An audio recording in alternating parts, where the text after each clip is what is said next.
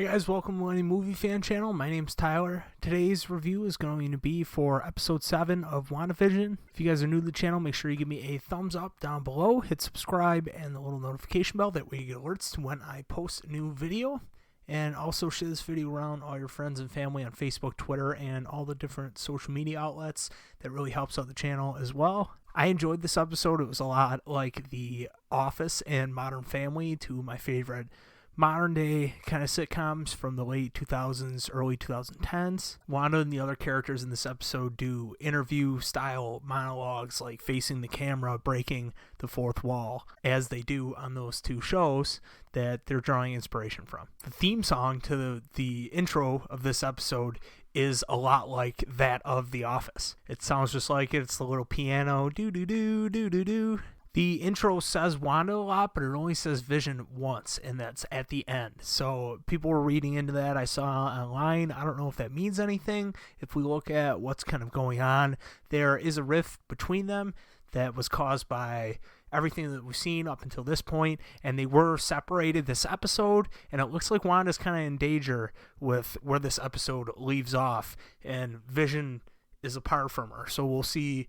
where that leads and if that really meant anything or if people are just reading too much into that. The start of this episode, Vision wakes up on the inside of the hex after Wanda had extended it out last episode, and it does a couple camera zooms as Modern Family does, which I really liked. It kind of refocuses in on the people, and that was a nice little touch that we get from a lot of the sitcoms nowadays, The Office and Modern Family. Vision and Darcy's interplay was really good. I like that a lot. They were super funny together, and just the way she thought he was flirting with her and stuff, following her around trying to get answers, and the way she walked back what was happening, it was a little bit like Luis and Ant-Man, where he like tells a story and he talks really fast. She kind of did that, but with the events of Infinity War and Endgame. So that was kind of funny. We also get Wanda telling the twins that the Quicksilver that we see is not their uncle, which is a little weird because she was treating him like it was Pietro, her brother from Age of Ultron. We know that it's not. She knew something was off, but she kind of played it off with him as if, yeah, we are related, even though she had different memories of growing up and stuff than he did. So that's different. I wonder where that's going to go. There were some things in this episode that I think hinted at what's going on with that, but I'm sure we'll get the answers in the next two episodes of what's really happening. Agnes is phenomenal in this episode too, and like I said, there's a reveal at the end that we'll get to that is great, and she's great in what follows and results from that reveal. I also like the depression med commercial that we get in the middle of this episode, and I like the way that the lady fell onto the bed and then like just walked away from it like it was parallel to the wall. I liked how that was shot, and I like how they shot it like it's one of those commercials. I had done one for one of my previous reviews for a Jamie Foxx movie on my channel, which I'll link in the end of this episode. It was just kind of funny the way they stereotypically do drug commercials. They really nailed that as well in this episode. The name of the medicine is Nexus, which has ties to the comics and even little tiny Easter eggs that nobody could blame you for missing in some of the other movies, but that will hopefully tie back in. Like I said, a lot of these commercials are supposedly going to tie back in. A lot of them have to do with Wanda's past, but we're going to see what they lead to. If anything, I hope that they have a purpose. Otherwise, they're just kind of cool little things in the in-episode commercials that make it feel like you're watching a show within a show. But we'll see if they lead to something bigger picture. There's times where Vision looks at the camera like Jim from The Office and is like, looks right at it, acknowledging, like I said, the fourth wall, which I think is the name of this episode, Breaking the Fourth Wall. I really enjoyed that. Vision's been great the past two episodes and even in this whole series, but the last two episodes really gave him some shine, and I think he handled that well. Paul Bettany's great as Vision. Everybody's great in their roles in this show, and that's what I've come to see. Monica runs through the wall of the hex and develops her powers that she has also from the comics. I don't know much about her character. I knew that she gets powers in the comics. That's about the extent of my knowledge of that. But I do like the character in WandaVision that we've got so far, and I'm excited to see where they go with that. I hope that something good comes out of the Captain Marvel movie, because that's one of my least favorite MCU movies.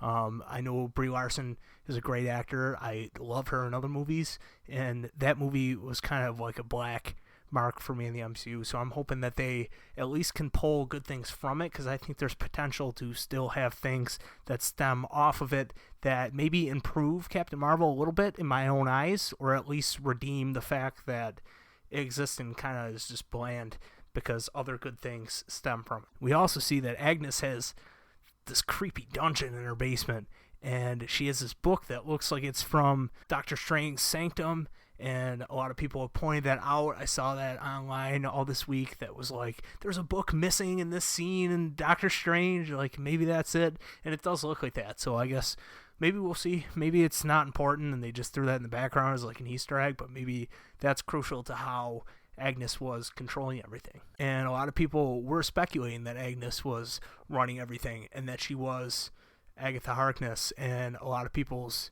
theories came true. And there was a lot of things that they had that hinted at that little brooch that she wears, a lot of other little tiny Easter eggs that if you know the character, you might have picked up on. But like I said, they left it vague enough that people could doubt it, and everybody thinks everybody's Mephisto, and every little thing is Mephisto, and the bug on the wall is Mephisto, and I'm Mephisto, you're Mephisto. But Agatha Harkness is controlling everything, and Agnes was great revealing that to Wanda in this episode, and how she kind of flipped the switch of like being evil. Bah, I'm evil now.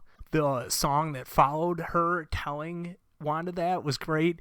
You see her in every episode, how she was pulling the strings in the background, and the little jingle was catchy, and I like that it was capped off with her killing the dog at the end, or at least admitting to killing the dog at the end.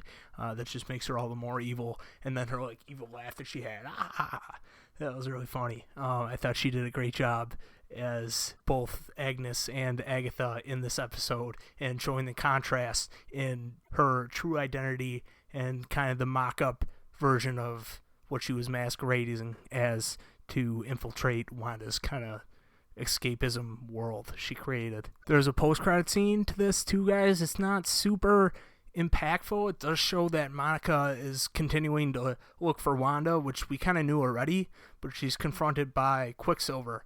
And I don't know if anybody out of the two of them is mind controlled, but Monica turns to him and has the purple eyes that we see that Agatha kind of cast over Wanda to put her back in the spell. So maybe she's being controlled by Agatha, maybe Quicksilver is, maybe both of them are, but I think somebody's got to be able to save Wanda if she's, in a trance, and I think the team of the three of them would be able to do that. Maybe even any one of the three, Vision, Quicksilver, or Monica, would be able to stand up to Agatha, and even Wanda, she's under the trance, but I think Vision will be able to reach her, hopefully. But I'm excited to see where they go with the show. This episode gave us a lot of answers and a lot of fun entertainment. So I really enjoyed this one. Let me know what you guys thought down below in the comments. And like I said, give this video a thumbs up and hit subscribe and the little notification bell. That way you alerts when I post a new video. And also share this video around on Facebook, Twitter, all the different social medias. Keep a lookout on social media. I'm going to ask you guys recommend some movies for me to review for March and the upcoming months for the retro reviews. So it doesn't have to be 80-year-old movies. It could be just a movie that came out that we didn't get to while it was still in theaters, and we can go back and review one of those that you guys want me to talk about and want to discuss. Thanks, guys, and I will see you in the next review.